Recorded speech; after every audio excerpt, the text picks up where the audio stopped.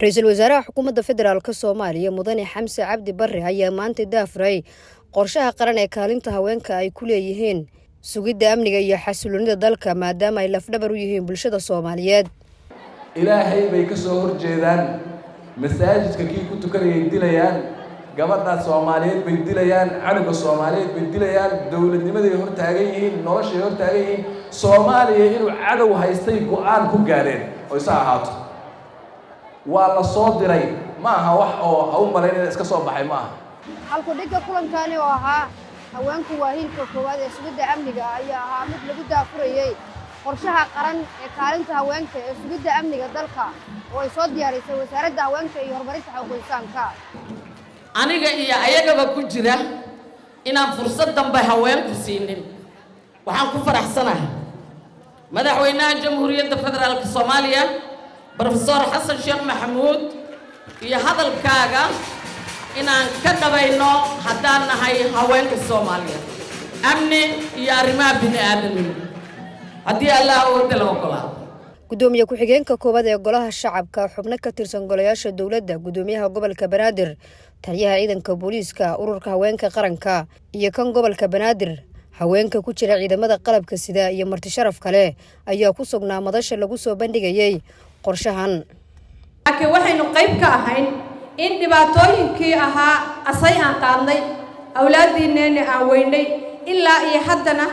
aynu u jeedno waxa la gubayo iyo waxa la baabiinayo carruurteenna ay tahay waxa nasiib darro ah Soomaaliya iyadoo 60kii xorowday ragga Soomaaliyeed hadda gadaal u fiirsan inta professor ku jirta inta geesi qaran oo aynu xusno ku jirta haddana maanta inaynu taaganahay 2022 wali in ciyaalkeena la gubayo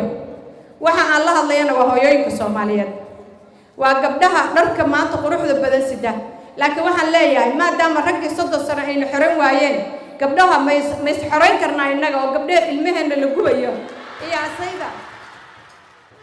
qorshahan oo lagu xoojinayo xoreynta iyo sugidda amniga dalka oo ah tiirka ugu muhiimsan barnaamijka xukuumadda ayuu Ra'iisul Wasaare Xamse Cabdi Barre waxa uu tilmaamay in haweenka looga baahan yahay inay qaataan door wanaagsan oo ku aadan sidii dalkeena looga xoreyn lahaa argagixisada nabadiidka ah ee dhibaatada joogtada ku haya dadkeena sideedaba maxaan ku qanacnaa shabaab inay yihiin shayaadiin oo ay ilmihii jahannamo yihiin oo xaqabu jahannamo yihiin oo shayaadiin yihiin oo ay waajib tahay in lagu jihaado oo lala diriro ma daliil baan u baahannahay midka shalay hiiraan waxaad aragteen ka samaynayay ma daliil u baahan in lala diriro ma in kitaabka iyo qur-aanka wax looga raadiyo u baahan yahay guushi way bilaabatay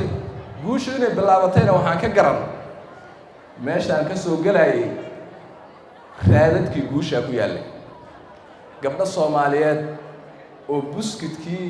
iyo muqmadii iyo biyihii diyaariyay baan ku soo maray meesha oo ciidamadoodu daamay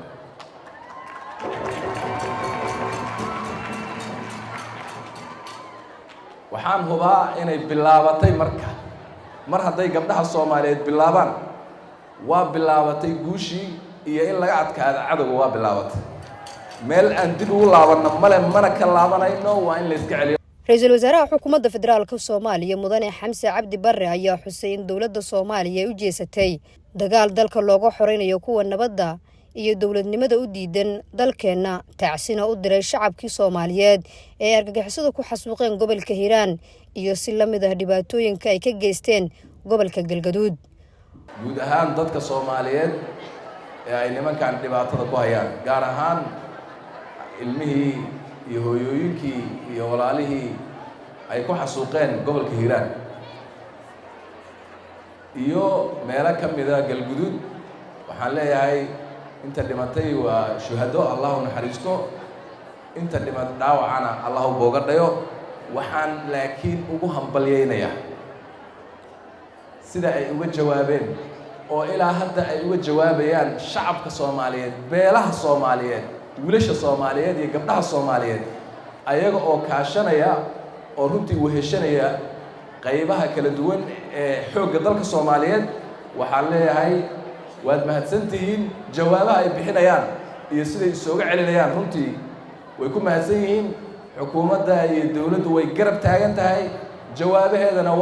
way arkeen haddana way sii arki doonaan wayna sii garab taagnaanayaan ilaahay idinkiis baahida kale ay wajahayaan bulshada Soomaaliyeed ayaa abaara saameeyay malaayiin ka mid ah shacabka. Ra'iisul Wasaare Xamse ayaa sheegay in haweenka Soomaaliyeed ay asaas u yihiin gurmadka iyo badbaadinta bulshada marka ay timaado xaaladan oo kale. gurmashada iyo in la isu naxariisto